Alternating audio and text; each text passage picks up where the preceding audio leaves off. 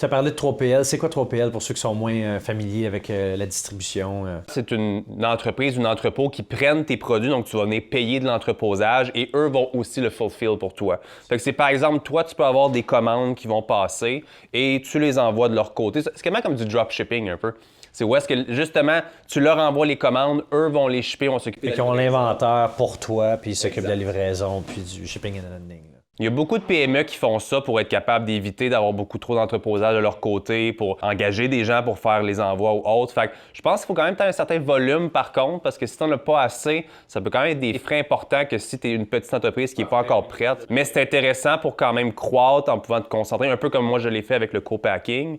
Si on n'est pas prêt à grossir en termes d'entreposage, à avoir justement les employés pour faire les shipping, d'avoir une compagnie comme ça. Et l'avantage des fois, c'est un 3PL dans un autre pays. Comme là, je le disais, ben, visons l'Europe, visons un 3PL en commençant, puis utilisons ça pour fulfill nos commandes de Amazon.fr, pour nos commandes de clients qui veulent avoir des produits en Europe, mais que de shipper d'ici, ça va coûter 45$ juste pour faire un envoi overseas, par exemple.